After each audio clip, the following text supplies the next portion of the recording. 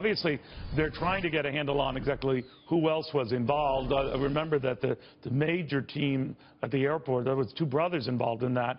Obviously, a lot of concern about that. When we think about the Boston attacks and the Sarnea brothers involved, concerned that in the San Bernardino attacks, family members could be involved. In that case, a married couple, but growing indications others were involved that might be linked to those attackers.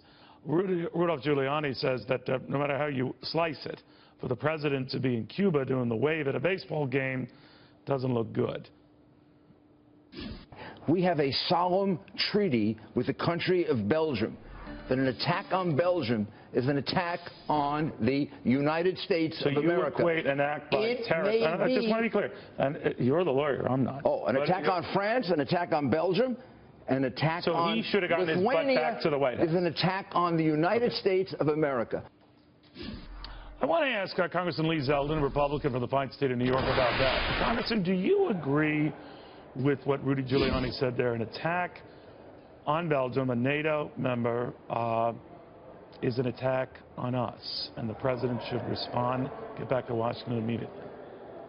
Well, I absolutely agree 100%. I mean, it could be France a few months ago. It can be Belgium this week. It could be us next time. And if we don't stand shoulder to shoulder with our allies in this fight, then we might find ourselves alone when we have to act, and we don't want to have to act unilaterally. So there's no question in my mind that we are at war. We've been at war. It's a very unconventional war. It's not like something we've ever read about or witnessed firsthand. This is a new type of battle, but absolutely we're at war. All right, Congressman, if you'll indulge me here, I just want to dip in. I think the president's speaking in Argentina. Is he taking questions, Ralph, or is he just as... Not only myself, okay. but also my we'll hold off then, right, Ralph? Until he takes questions. Congressman, I'm very sorry to do that to you. The reason why I had a slight disagreement with Rudy Giuliani on this measure, whether a terrorist attack is the equivalent of an act of war, I certainly understand the severity of that, and given the environment where we have so many of these attacks, it could be interpreted as such. But it's not like another country invading another country. If we use that as the means by which we militarily get involved or up it to the next level, isn't that in of itself risky to do? Well, I would say, and there's one of the reasons why I said this is very unconventional, and that we have really been at war with this threat already. We have troops right now in harm's way in Iraq, in Syria, in Afghanistan. For a decade and a half, before fighting ISIS, we were fighting al-Qaeda, and there are other threats that are out there.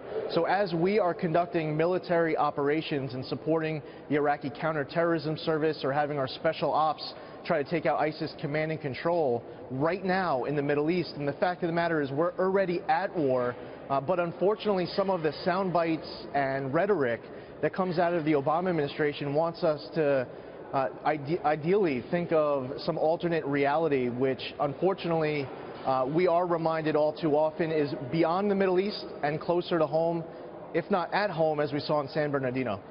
Congressman, there's a lot of talk about the president should have gone immediately back to Washington. As you said at the outset, you agree with Rudy Giuliani on that point. The message, though, to South American hosts, including the president of Argentina, Brazil, other countries he plans to visit, would be, well, wait a minute, what about us? And wait a minute, what about our separate war on terror and violence? Would it be just as damaging leaving them as you go back to Washington to deal with an attack on a European country? Well, I think the Argentinians would understand the circumstances.